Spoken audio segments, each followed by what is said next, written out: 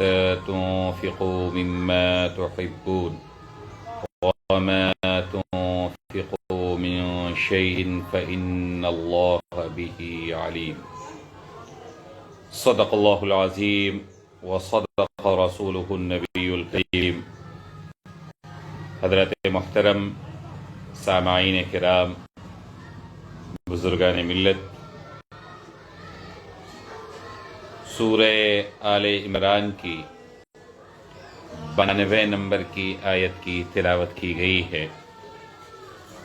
اللہ رب العالمین نے ارشاد فرمایا، تم نیکی کے مقام تک اس وقت تک ہرگز نہیں پہنچ سکتے جب تک ان چیزوں میں سے اللہ کے لیے خرچ نہ کرو جو تمہیں محبوب ہیں، اور جو کچھ بھی تم خرچ کرو اللہ اسے خوب جانتا ہے۔ اس آیت کریمہ کی مختصر تفسیر پہ روشنی گزشتہ ہفتہ ڈالی جا چکی ہے۔ اللہ رب العالمین نے جب آیت کریمہ کو نازل فرمایا تو صحابہ کرام نے اپنی قیمتی چیزوں کو اللہ کے راستے میں خرچ کرنا پہلے مقابلے میں زیادہ شروع کر دیا۔ چنانچہ حضرت سیدنا ابو طلحہ الانصاری رضی اللہ تعالیٰ عنہ، جو مدینہ منورہ کے باحیثیت لوگوں میں شامل ہیں، وہ نبی کریم صلی اللہ علیہ وسلم کی خدمت میں حاضر ہوئے، اور حاضر ہو کر انہوں نے عرض کیا، یا رسول اللہ، بیر ہا کا باغ مجھے سب سے زیادہ پسندیدہ ہے، میں اسے اللہ کی رضا کے لیے صدقہ کرتا ہوں۔ حضرت صلی اللہ علیہ وسلم نے فرمایا کہ یہ تو بہت قیمتی اور نفع بخش مال ہے، میری رائے ہے کہ آپ اس کو اپنے مصرف کے لیے اور اپنے خاندان کے اہل ضرورت کے مصرف کے لیے اسے باقی رکھیں، چونکہ انہیں زیادہ ضرورت ہے اس کی۔ اچھی چیز صدقہ کی جائے، یہ اللہ رب العالمین کے مقام کو اللہ رب العالمین کے یہاں اپنا مقام بنانے کے لیے اور اللہ کی رضا حاصل کرنے کے لیے سب سے مضبوط ذریعہ ہے، جس کا مطلب یہی ہے کہ کوئی کمتر چیز صدقہ نہیں کی جا سکتی ہے، یا اپنے استعمال سے زائد کسی چیز کو صدقہ نہیں کیا جا سکتا ہے، بالیقین کیا جا سکتا ہے، لیکن زیادہ بہتر یہ ہے کہ ایسی چیزوں کا صدقہ کرے جو محبوب اور مرغوب چیز ہو، خود ضرورت ہے اور پھر دوسرے کو ترجیح دے رہے ہیں، یہ بڑا درجہ ہے، اہل ایمان کی یہ نرالی صفت ہے۔ اللہ رب العالمین نے فرمایا اہل ایمان کی اس صفت کو بیان کرتے ہوئے، وَيُؤْثِرُونَ عَلَىٰ أَنفُسِهِمْ وَلَوْ كَانَ بِهِمْ خَصَاصَةٌ، کہ خود فاقہ کشی کے شکار ہیں، خود ضرورت مند ہیں، لیکن اس کے باوجود اگر کوئی دوسرا فاقہ کشی کرتا ہوا نظر آ رہا ہے تو اس کی ضروریات کو اپنی ضروریات پہ ترجیح دے رہے ہیں۔ تو اگر ایسا ہے کہ کچھ چیزیں ضرورت سے زائد ہیں تو یوں ہی پھینکنے سے اور یوں ہی گھر میں پڑا رہنے دینے سے زیادہ بہتر یہ ہے کہ انسان کسی ضرورت مند کو دے دے، کسی کی حاجت روائی ہو جائے، یہ بہت اچھی چیز ہے۔ اس سے اگلی آیت میں اللہ رب العالمین نے یہ ارشاد فرمایا کہ کل الطعام كان حلا لبني اسرائيل الا ما حرم اسرائيل على نفسه من قبل ان تنزل التوراة قل فأتوا بالتوراة فاتلوها ان كنتم صادقين۔ اللہ تعالی نے یہ ارشاد فرمایا کہ تورات کے نزول سے پہلے کھانے کی تمام چیزیں جو مسلمانوں کے لیے حلال ہیں وہ بنی اسرائیل کے لیے بھی حلال تھیں، سوائے ان چیزوں کے جو حضرت اسرائیل یعنی حضرت یعقوب نے اپنے اوپر حرام کر لی تھی۔ اے پیغمبر صلی اللہ علیہ وسلم، ان یہودیوں سے جو مدینہ المنورہ میں موجود ہیں اور مخاطب ہیں ان سے کہہ دیجیے، اور انہیں سے نہیں ان کے علاوہ بھی ہیں اور وہ اوٹ پٹانگ دعوے ہیں، انہیں کہیے کہ اگر تم سچے ہو تو لے کر آؤ اور اس کی تلاوت کرو۔ اس آیت کریمہ کا ایک خاص پس منظر ہے، وہ پس منظر یہ ہے کہ یہودیوں نے یہ شگوفہ بازی کی کہ اے محمد، آپ یہ دعویٰ کرتے ہیں کہ ابراہیم علیہ السلام کے پیروکار ہیں، ابراہیم علیہ السلام کے پیروکار ہونے کا دعویٰ آپ فرماتے ہیں، لیکن مسئلہ یہ ہے کہ حضرت ابراہیم علیہ السلام کے یہاں جو چیزیں حرام تھیں آپ ان کو حلال سمجھتے ہیں، جبکہ آپ کے لیے بھی ضروری ہے کہ جو چیزیں حضرت ابراہیم کی شریعت میں حرام تھیں آپ بھی انہیں حرام سمجھیں، جو چیزیں حلال تھیں اسے حلال سمجھیں۔ اس کا جواب اللہ رب العالمین نے ان آیات میں دیا کہ یہ نرے بدھو لوگ ہیں، انہیں کچھ عطا پتہ نہیں ہے، یہ چیزیں جن کی طرف اشارہ کر کے یہ حرمت کے دعوے دار ہیں، مثلا اونٹ کا دودھ ہے، اونٹ کا گوشت ہے، اونٹ کی چربی ہے اور اس طرح کی کچھ اور چیزیں، اس کے بارے میں کہتے ہیں کہ یہ چیزیں حرام تھیں۔ ایسا نہیں ہے، کل الطعام کان حلا لبنی اسرائیل، کہ تمام چیزیں جو حلال ہیں شریعت محمدیہ میں، وہ تمام چیزیں حضرت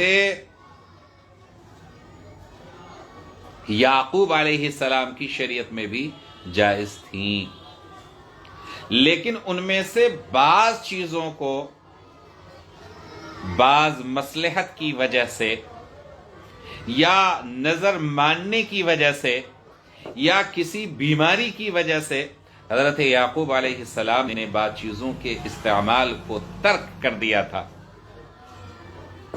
تو یہ سب چیزیں حلال تھیں، نزول تورات کے موقع پہ بعض چیزیں حرام کی گئیں، اور حضرت یعقوب علیہ السلام کو کوئی بیماری تھی تو انہوں نے نظر مانی کہ اگر میں شفا یاب ہو گیا تو اپنی پسندیدہ چیزیں چھوڑ دوں گا۔ انہیں اونٹ کا گوشت اور اونٹ کا دودھ بہت مرغوب تھا، وہ انہوں نے چھوڑ دیا۔ اب اس امت کے لیے حضرت ابراہیم علیہ السلام کے زمانے کا حکم لوٹ آیا، اور جو چیزیں ان کی شریعت میں حلال تھیں وہ اس امت کے لیے بھی حلال ہیں، لہذا کسی قسم کا بھی اشتباہ پیدا کرنے کی کوئی ضرورت نہیں ہے۔ آگے ارشاد فرمایا کہ فَمَنِ افْتَرَىٰ عَلَى اللَّهِ الْكَذِبَ مِن بَعْدِ ذَلِكَ فَأُولَٰئِكَ هُمُ الظَّالِمُونَ۔ پھر ان باتوں کے واضح ہونے کے بعد بھی جو لوگ اللہ پہ جھوٹا بہتان باندھیں تو ایسے لوگ بڑے ظالم ہیں۔ پچھلی آیت میں کہا گیا کہ تورات لا کر دکھاؤ، اگر تم سچے ہو، اس پر وہ اپنا سا منہ لے کر رہ گئے اور اس چیلنج کا سامنا کرنے کے لیے تیار نہیں ہوئے، تو پھر ان سے پوچھا گیا کہ یہ جھوٹی نسبت کرنا اللہ رب العالمین کی طرف حرمت کی نسبت کرنا یہ بالکل غلط ہے، یہ جھوٹی نسبت ہے، یہ افتراء ہے اور تم لوگ مفتری ہو، اس لیے کہ اللہ تعالیٰ نے اس حکم کو تو نازل ہی نہیں کیا، انہوں نے منت اور نظر کی وجہ سے ان دو چیزوں کو اپنے لیے حرام کیا تھا۔ فی نفسی ہی یہ چیز حلال تھی، حضرت ابراہیم کی شریعت میں حلال تھی اور حضرت محمد صلی اللہ علیہ وسلم کی شریعت میں بھی یہ چیز حلال ہے۔ قل صدق اللہ فاتبعوا ملة ابراہیم حنیفا وما كان من المشرکین۔ اے نبی صلی اللہ علیہ وسلم، آپ کہیے کہ اللہ نے سچ کہا، لہذا تم ابراہیم کے دین کا اتباع کرو جو پوری طرح سیدھے راستے پر تھے اور ان لوگوں میں سے نہیں تھے جو اللہ کی خدائی میں کسی کو شریک مانتے ہیں۔ بالکل کلیئر بات کہ اعلانیہ طور پر آپ کہیں کہ اللہ نے جو حکم نازل کیا ہے وہ حکم برحق ہے، سچ ہے، صداقت اور یقین انہی احکامات میں ہیں، اور حضرت ابراہیم علیہ السلام کو اللہ تعالیٰ نے جو حکم دیا تھا انہوں نے عمل کیا تھا، وہ حنیف تھے، سیدھے راستے پر تھے اور ہر قسم کے شرک کے شائبے سے بھی وہ پاک تھے۔ ان کی طرح نہیں کہ ذرا سا پروا پچھوا چلنے لگا تو عقیدے کے انحراف کے شکار ہو گئے۔ لہذا آپ حضرت ابراہیم علیہ السلام کی جو ملت ہے، جو اللہ کے احکامات تھے، آپ ان کی اتباع کیجئے، اور حضرت ابراہیم علیہ السلام راہ راست پر تھے تو آپ جس طریقے کی اتباع کریں گے وہ طریقہ بھی، وہ راستہ بھی آپ کو منزل مقصود تک پہنچائے گا، اس لیے کہ ان کی باتیں غلط ثابت ہو چکی ہیں اور دلائل و براہین کے ساتھ یہ بات ثابت کی جا چکی ہے کہ ان کا نظریہ غلط ہے، یہ اپنی امور کی نسبت حضرت ابراہیم کی طرف کر رہے ہیں، یہ بھی غلط ہے۔ آگے اس حقیقت کو بیان کیا جا رہا ہے جس معاملے میں یہودی افراط کے شکار ہو گئے تھے۔ مثلا یہودیوں کے نزدیک بیت اللہ الحرام خانہ کعبہ کی کوئی اہمیت نہیں تھی، اس کے بالمقابل بیت المقدس کو اور بیت المقدس کی مسجد اقصی کو اور اس کے ہیکل سلیمانی کو وہ بڑی اہمیت دیتے تھے۔ اللہ رب العالمین نے اس حقیقت کو واضح طور پہ بتایا کہ یقیناً بیت المقدس اور اس کے اندر قائم مسجد اقصی مبارک ہے، لیکن وہ پہلا خانہ خدا نہیں ہے۔ اولیت کا جو مقام حاصل ہے وہ خانہ کعبہ کو حاصل ہے۔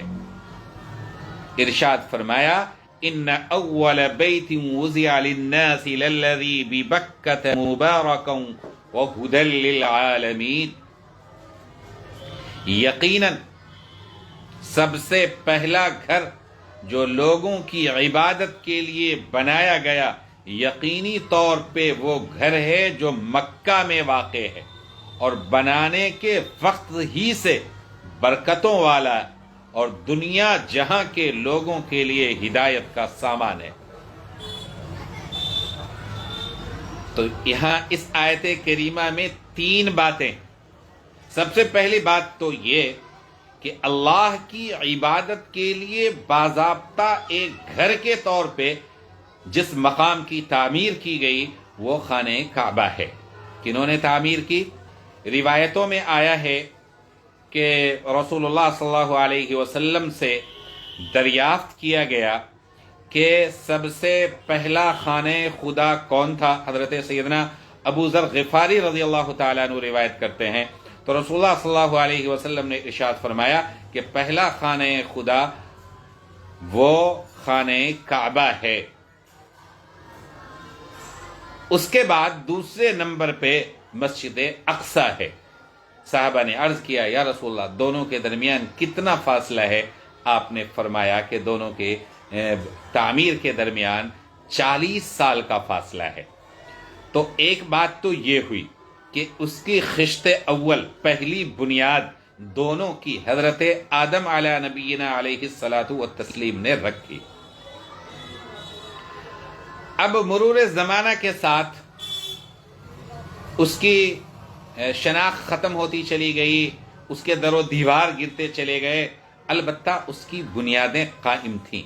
تو اللہ تعالیٰ نے یہ کام اپنے خلیل حضرت ابراہیم علیہ السلام اور اپنے ذبیح اللہ حضرت اسماعیل علیہ السلام سے لیا۔ وَإِذْ يَرْفَعُ إِبْرَاهِيمُ الْقَوَاعِدَ مِنَ الْبَيْتِ وَإِسْمَاعِيلُ، کہ یہ اس کی بنیادیں بلند کر رہے تھے۔ معلوم ہوا کہ بنیاد پہلے سے قائم تھی اور اسے آپ اس بنیاد کو بلند کر رہے تھے اور دعائیں بھی کر رہے تھے کہ ربنا تقبل منا انک انت السمیع العلیم، کہ اللہ آپ ہم سے قبول کر لیجئے اس تعمیر کو، یقیناً آپ سننے والے ہیں، جاننے والے ہیں۔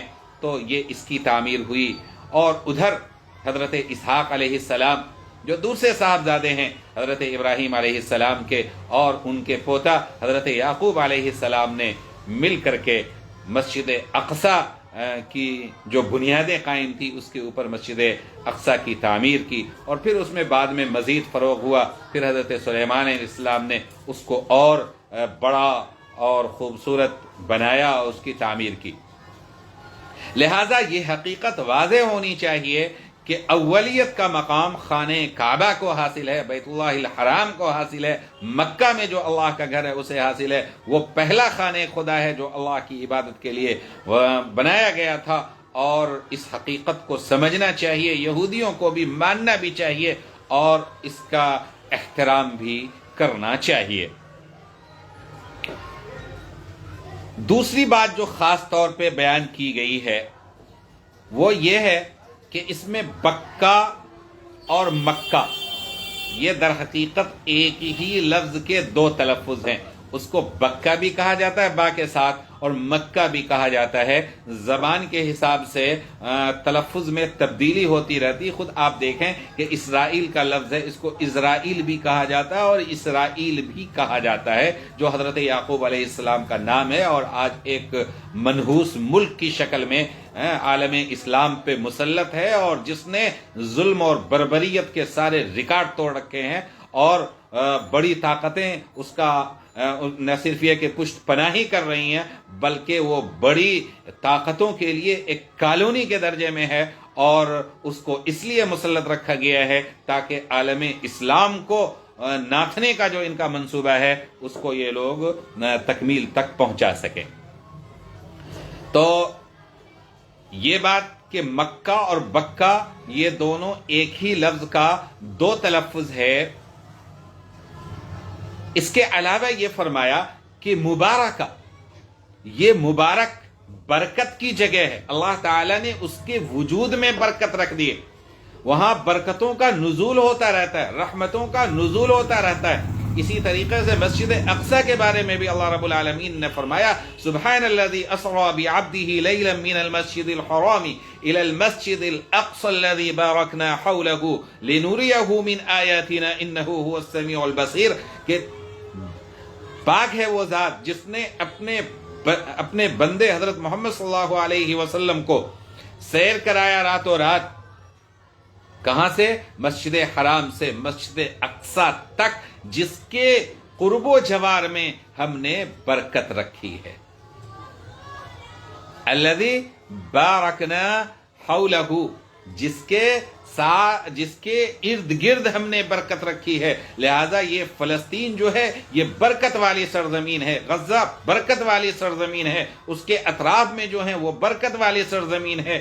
یہ پورا سیریا اور شام کا علاقہ برکت والی سرزمین ہے. خود قرآن کریم نے ہمیں بتایا کہ یہ برکت والی سرزمین ہے. اور اتنا ہی نہیں، اس کی برکت تو اللہ رب العالمین نے رکھی تھی، جیسا کہ 15ویں پارے میں سورہ اسراء میں اللہ تعالیٰ نے فرمایا. اور پھر سورہ اسراء رسول اللہ صلی اللہ علیہ وسلم کے سفر معراج کی ایک منزل ہونے کی وجہ سے اس کی اور اہمیت ہے. وہاں آپ نے اپنے براق کو باندھا، اپنی سواری کو باندھا، اور وہاں سے پھر آپ کا سفر آسمانوں کا اور عرش و کرسی کا اور سدرۃ المنتہا تک کا جو آپ کا سفر ہے، وہ اس کی شروعات وہاں سے ہوئی. اور مسجد حرام سے جو سفر کی شروعات ہوئی، اس کی تکمیل وہاں پہ ہوئی. تو لہٰذا مسجد اقصی بھی مبارک ہے، لیکن اس سے بھی زیادہ جو برکت ہے وہ مسجد حرام کو حاصل ہے. لہٰذا یہاں نماز پڑھنے کا ثواب 1,00,000 رکعت کے برابر ہے. چوتھی چیز، اس میں ہدا، یہ ہدایت کا بھی سبب ہے. کس کے لیے؟ للعالمین، دنیا جہاں کے لوگوں کے لیے ہدایت کا سامان ہے. معلوم یہ ہوا کہ ساری مسجدوں کے لیے جو محور ہے، جو بنیاد ہے، جو رخ ہے، وہ خانہ کعبہ ہے، وہ بیت اللہ الحرام ہے. جب وہ پورے انسانیت کے لیے ہدایت ہے، تو اس نقش پہ جو دوسری مسجدیں، اس نسبت سے جو دوسری مسجدیں قائم ہوئی ہیں، اس کو بھی انسانیت کے لیے ہدایت کا ذریعہ ہونا چاہیے. اس میں ایسے امور انجام پذیر ہونی چاہیے جس سے جو ہے انسانوں کی ہدایت ہو. عبادات کے علاوہ بھی دیگر بہت سارے وہ امور جس کے جانب رسول اللہ صلی اللہ علیہ وسلم نے متوجہ فرمایا، جو آپ نے انجام دیے. مثال کے طور پہ تعلیم کے لیے اس کا استعمال، اسی طریقے سے مسجد کا نکاح کرنے کے لیے استعمال. رسول اللہ صلی اللہ علیہ وسلم نے فرمایا کہ اعلنوا بالنکاح وجعلوه فی مساجدکم، نکاح کا اعلان کرو اور اسے اپنی مسجدوں میں منعقد کیا کرو. تو میرے بھائی، یہ مسجدوں کو اللہ تعالی نے انسانیت کے لیے ہدایت کا سرچشمہ بنایا ہے. صرف جائے عبادت ہی نہیں ہے بلکہ جائے ہدایت بھی ہے. لہذا مسجد کی صفت کو اور زیادہ فروغ دینے کی ضرورت ہے. اب یہ ہے کہ بیت اللہ الحرام میں کیا کیا چیزیں ہیں. ارشاد فرمایا فیہ آیات بینات مقام ابراہیم، اس میں روشن نشانیاں ہیں، اور روشن نشانیوں میں سے خاص طور پہ بطور ذکر جو ہے وہ مقام ابراہیم ہے. ومن دخلہ کان آمنا، جو اس میں داخل ہوتا ہے امن پاتا ہے. وَلِلَّهِ عَلَى النَّاسِ حِجُّ الْبَيْتِ مَنِ اسْتَطَاعَ إِلَيْهِ سَبِيلًا، اور لوگوں میں سے جو لوگ اس تک پہنچنے کی استطاعت رکھتے ہوں، ان پر اللہ کے لیے اس گھر کا حج کرنا فرض ہے. اور اگر کوئی انکار کر دے تو اللہ دنیا جہاں کے تمام لوگوں سے بے نیاز ہے. انشاءاللہ اس آیت کریمہ کی تفسیر اگلے ہفتے بیان کی جائے گی. اللہ رب العالمین ہمیں